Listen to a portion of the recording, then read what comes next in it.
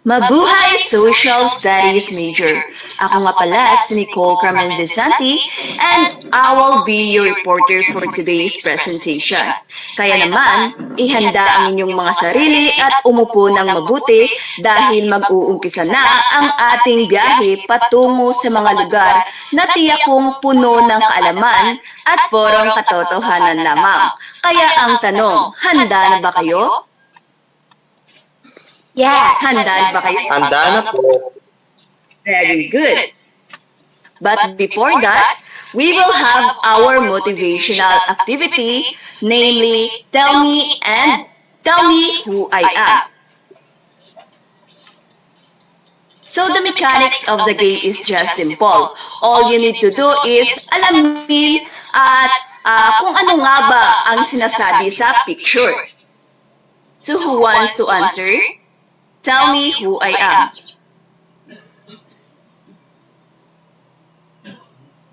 It's ano ganin sa duwa ka picture? Yes?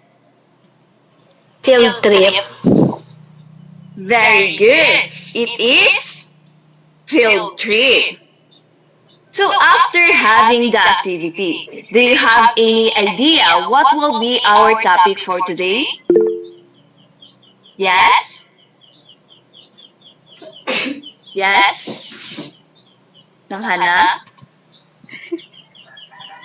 About field trip method or approach, something? Very good. It's about field trip.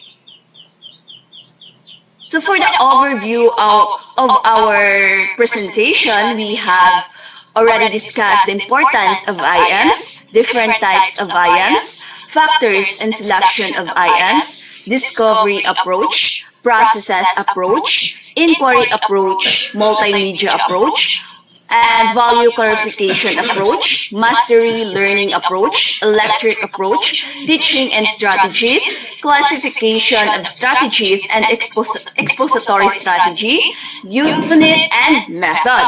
And our topic that we're gonna discuss today is about field trip. So under this, we are going to discuss the definition, types of field trip, and advantages. Now, let's look at our objectives for this presentation. So first, understand the importance of field trip and its advantages. Second, identify the different types of field trip in education. So what is field trip? Who wants to read? Yes, Gino? The definition of field trip. In education, field trips are defined as visits to an outside area of the normal classroom and made by a teacher and students for a purpose of first-hand observation according to educational school trip. Thank you, Gino. So, a field trip is an educational activity outside the classroom. It's led by a teacher and it involves students observing things face to face. So, gahatag in a real-world context to what they are learning, and it enhances understanding by experiencing concepts in a tangible way. So another definition of field trip according to Head Jerkin, who wants to read? Yes, Nang Hana? Field trip is defined as an educational procedure by which the student studies first-hand objectives and materials in the natural environment. Okay, thank you, Nang Hana. So according naman kay Head Jerkin, a field trip is an educational method where students directly explore objects and materials in their natural environment. So, ga-offer ini isang first-hand experience to deepen the understanding of the students. Gina-allow man sini ang mga estudyante to interact with real-world phenomena aiming in a comprehensive learning. So for example, in a social studies context, a teacher might involve students to visit archaeological sites to immerse them in a study of past civilizations and cultures. So for instance, students could explore a nearby archaeological dig site where they can observe and participate in uncovering artifacts and remnants of ancient societies. So, in a society or in a social studies context, ang field trip could involve students visiting an archaeological site, di ba? This hands-on experience allows the students to learn the methods and significance of archaeological research while also gaining insights into the daily lives, customs, and technologies of past civilizations. Kag sa pamaagis ni, it does enrich their understanding of history and culture beyond classroom setting. Now we are done with the definition of field trip. Let's go on to types of field trip. So we have 6 types of field trip according to educational school trip. So we have sightseeing field trip, language and culture educational field trip, gardening and farming field trip, manufacturing facility field trip, eco-adventure field trip, and last but not the least, business educational tour. First, let's discuss the sightseeing field trip. So who wants to read? Yes, Raika? Sightseeing field trip. Students are definitely eager the most to see sightseeing school trips, enchanting them by a myriad of appealing attractions in their wish destination. Okay, thank you, Raika. So, ang sightseeing field trip naman is where the students visit various various attractions in a desired destination. It captivates the students with a range of appealing sights and experiences. Gina-explore nila ang mga landmarks, historical sites, kag cultural attractions. So this type of field trip offers a visually stimulating learning experience outside of the classroom. So example, as you can see in the pictures, students are only looking at the things, examining and exploring things in front of them, which allows them to learn in a simplest way. So second is language and culture educational field trip. So who wants to read? Yes, Gino?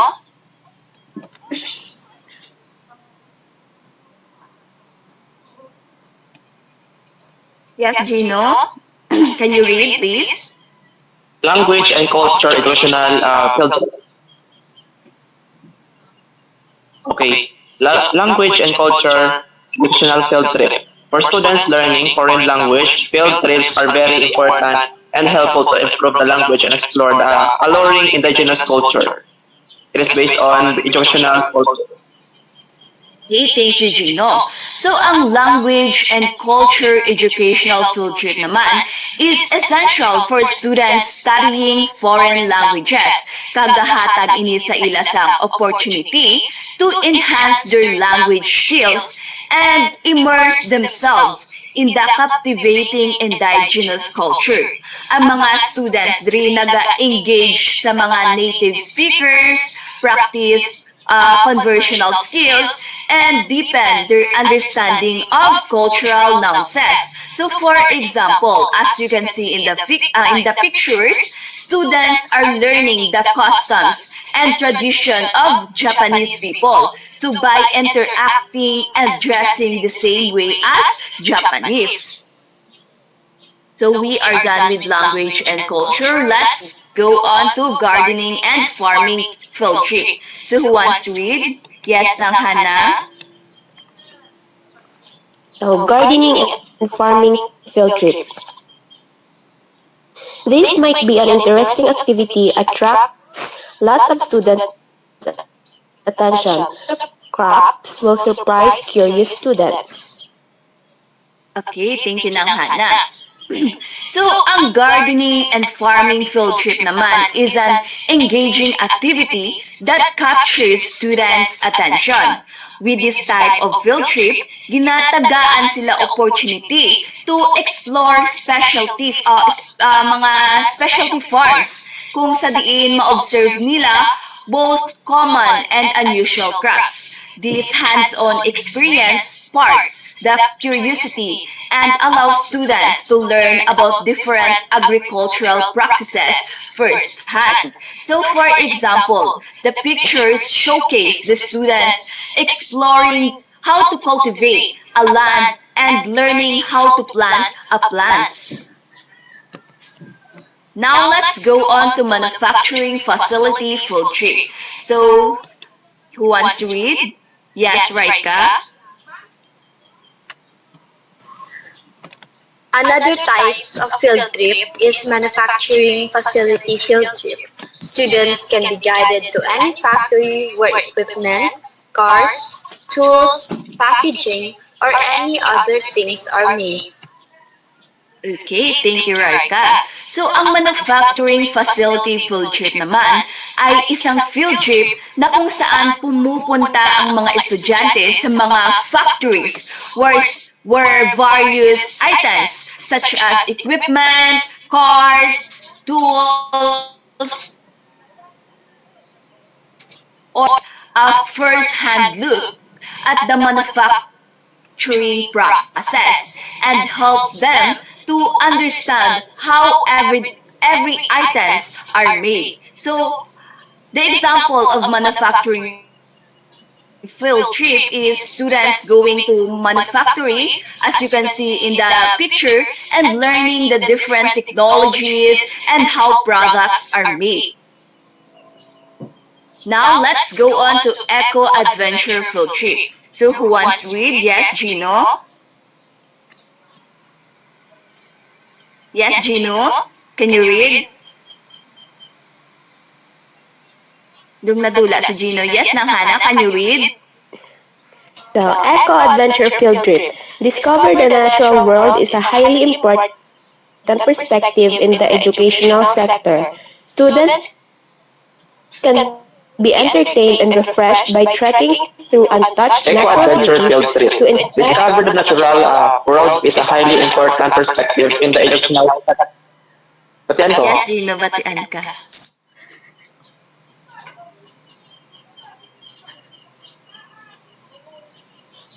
Jean, nadula ka Ano naman. yung asik na? Okay, sila ka na lang basa. Nahana, can you read?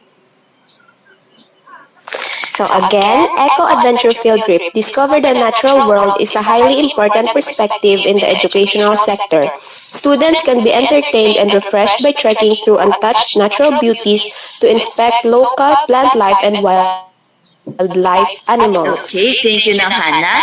So, an Eco Adventure Field Trip naman involves exploring untouched natural environments such as forests or national parks to observe local plant and wildlife. So, it provides students with a hands-on experiences in nature, fostering appreciation for the environment and biodiversity. As an example of Eco Adventure Field Trip based on the picture, is exploring the world of nature and studying how things work in a specific area, its history and landscape. As you can see in the picture, ang teacher explain what is the place, the history, and the landscape. Last but not the least is ang business educational tour. So who wants to read? Yes, Raika, can you read? Next, we have the business educational tour. Business study trips help process business theories in the classroom into life as students explore great commercial organizations. Okay, thank you, Raika.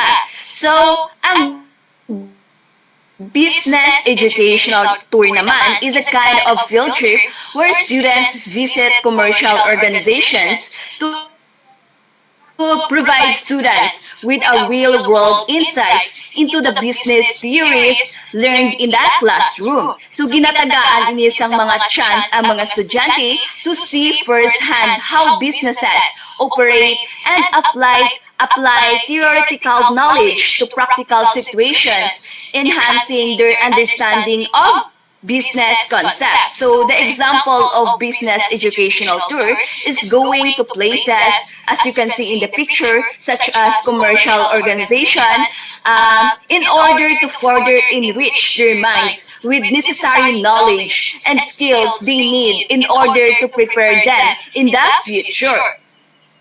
So we are done with different types of field trip, but before we go on to the advantages, can I ask you, have you gone to field trip? Anyone? Naka-experience na bala ka mo field trip sa inyo?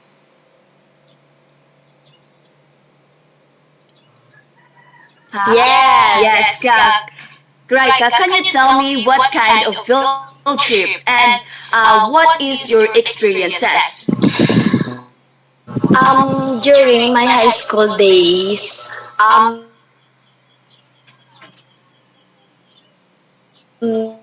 naga-field trip kami sadto, tapos yakad Capiz, just like for example in Panay, then tour kami dira, and that way in field trip are not we are not that familiar about, and we actually gained a lot of experiences and also muna gani knowledge.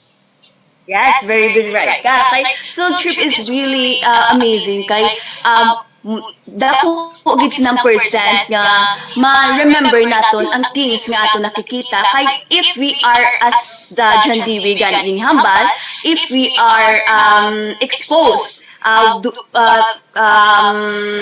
learning by doing, most likely 90% of the learning that we have ay ma-preserve naton.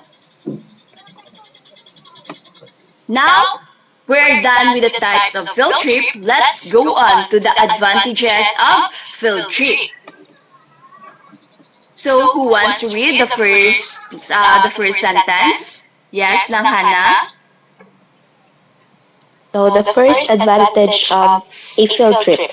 Lessons which include objects or organisms in great number cannot be understood as well in the confines of the classroom as in the usual area where they are found. Okay, Nang Hana. So, field trips allow students to observe objects in their natural habitat. Kung sabihin, they are enhancing their understanding compared to classroom settings. For example, students studying marine biology can better understand the diversity of ocean life by visiting a coastal area with a wide variety of marine species. So second, who wants to read? Yes, Raika? A field trip has an added advantage of helping the children relate science concepts as they apply to real-life situations, resulting in a functional understanding of such concepts. Okay, thank you, Raika. So, ang field trip naman enable children to connect science concept to real-life situations, wherein nag-promote ini sa mga practical understanding of the concept. For example, visiting a botanical garden. While visiting a botanical garden that allows students to see photosynthesis in action, nga gabulig sa ila to understand the process beyond textbook explanations. So next is, in a field trip, both teacher and pupils undertake two types of planning. The first one is logistic planning, which includes the details about the trip itself. The second is program planning, which includes the preparation of the pupils to ensure a valuable learning experience at the site. So field trips involve both logical planning such as organizing, transportation, and scheduling, and the program planning, wherein nagabulig ini sa student for meaningful learning experiences at the site. So third one, who wants to read? Yes, Gino? Yes, Gino, can you read? Why ata naman si Yun Gino? yung part na yan eh. True field trip, Jean. Okay. Through field trips, pupils develop a strong sense of responsibility. Their leadership qualities are further enhanced. Okay, thank you, Gino. Field trips foster a sense of responsibility in the students, kaya they are entrusted with following instruction and behaving appropriately outside the classroom, di ba? Additionally, sini, ang mga students may have opportunities to take on leadership roles during the field trip to further enhance their leadership qualities and self-confidence. So last but not the least is finally. So who wants to read? Yes, ng Hannah. Finally, a field trip undertaken to acquaint children with scientific as well as historic places in the community or region enhances their feeling of belongingness and pride in their place of origin. Okay, thank you ng Hannah. So, ang advantages of field trip, ang field trip to scientific or historic sites in the community gahatag sang sense of belonging and pride in students about their place of origin. So by exploring the local landmarks and heritage sites, ang students gahatag ini sang deeper connection to their community and appreciate its significance, fostering a sense of pride of their roots. So that's all for advantages. And since we are done with the definition, types of field trip, and advantages, what do you think is the importance of field trip in education? Why do we consider doing a field trip as students and as teacher? Anyone? What do you think? Liwat abi next Yes? Yes, question. Martha. Liwat abi next ang question. Why do you think field trip is important in education nga man gina-consider ini naton nga mga maestra kag mga estudyante para sa aton mga estudyante. Just like what John Dewey have said, we are learning by doing. We are learning by our own experiences, and because of that, our teachers are considering this kind of activities to our students, enable for them to discover, enable for them to gain a lot of knowledge in the field trip. And not just that, but also field trip enhances and boosts our mind in actually thinking and processing a lot of things, like for example discovering our history, discovering a lot of things that is not familiar to us. So there are also a lot of advantages of field trip that the teachers consider. That's why we are actually conducting that or this kind of activity. Yes, very good, right, guys. Good that you are really listening. So, who else who wants to share their opinions? Yes, Gino, do you have something to share? So, Why not? for me, the most important thing,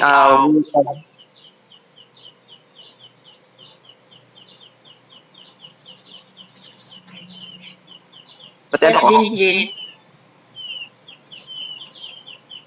okay. So the most important thing we gain from field trip activity or field trip strategy in education is that field trip is can elevate or enhance our awareness and appreciation for something that is located or that is contextualize our knowledge in education. For example, in our locality, we are aware now of the history of our place. We are aware of the things that we must explore in the past, and of course, we must appreciate how that particular things, that particular symbols, that particular heritage symbolize our identity as a people, our identity as a Filipino in this country, and of course in our locality. That's all. Very well said, Gino. It's really amazing that you are all listening. How about you, Nang Hana? Do you have to add on? Wala na po. Thank you. And that's all for my presentation. The end.